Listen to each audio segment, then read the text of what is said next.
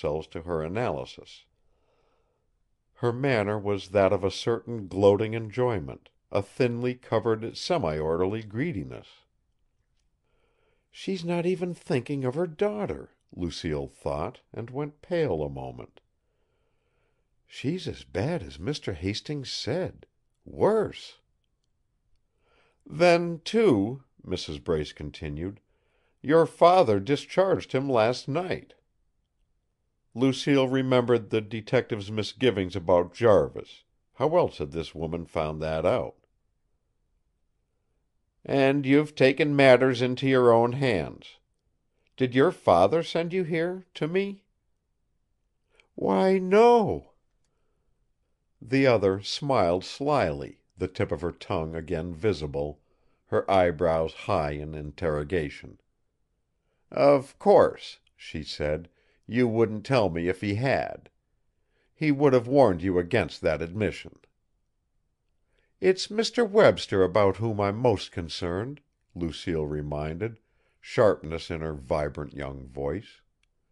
"My father's being annoyed is merely incidental." "Oh, of course, of course!" Mrs. Brace grinned, with broad sarcasm. Lucille started. The meaning of that could not be misunderstood. She charged that the money was offered at Arthur Sloane's instigation, and that the concern for Berne Webster was merely pretense. Mrs. Brace saw her anger and placated it. "Don't mind me, Miss Sloane. A woman who's had to endure what I have, well, she doesn't always think clearly." "Perhaps not," Lucille assented, but she was aware of a sudden longing to be done with the degrading work. "Now that we understand each other, Mrs. Brace, what do you say?" Mrs. Brace thought again. "How much?" she asked at last, her lips thickening. "How much, Miss Sloane, do you think my silence is worth?" Lucille took a roll of bills from her handbag.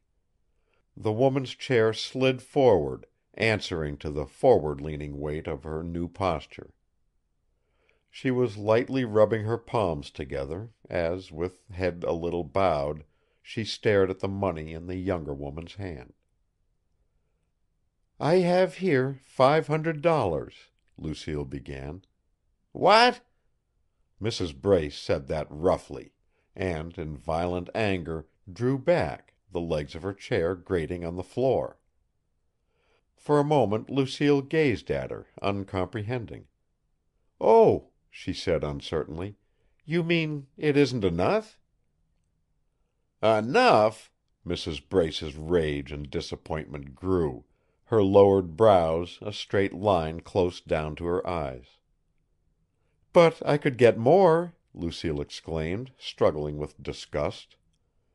"This," she added, with ready invention, "can serve as a part payment, a promise of—" "Ah!" the older woman exclaimed. "That's different. I misunderstood."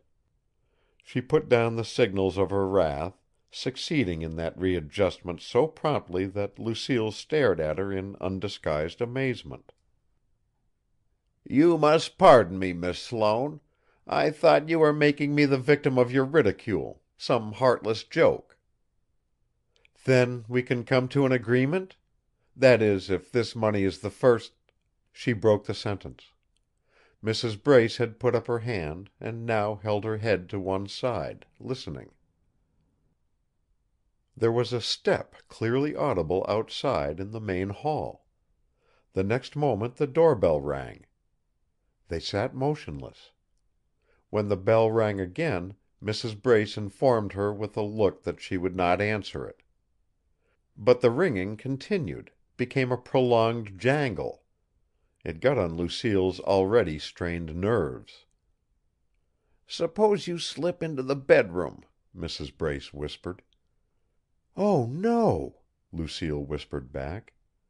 She was weighed down by black premonition. She hoped Mrs. Brace would not open the door. The bell rang again. "You'll have to," Mrs. Brace said at last. I won't let anybody in. And I have to answer it." "You'll send them away, whoever it is, at once?" "At once. I don't want you seen here, any more than you want to be seen." Lucille started toward the bedroom. At the first step she took, Mrs. Brace put a hand on her arm.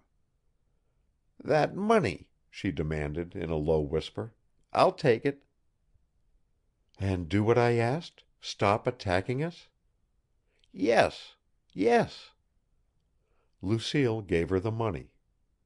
There were no lights in the bedroom.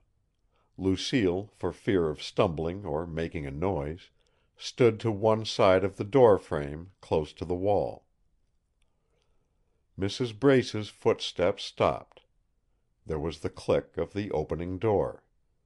Then there came to Lucille the high-pitched, querulous voice which she had been afraid she would hear. It was her father's. Chapter 16. Recording by Roger Moline.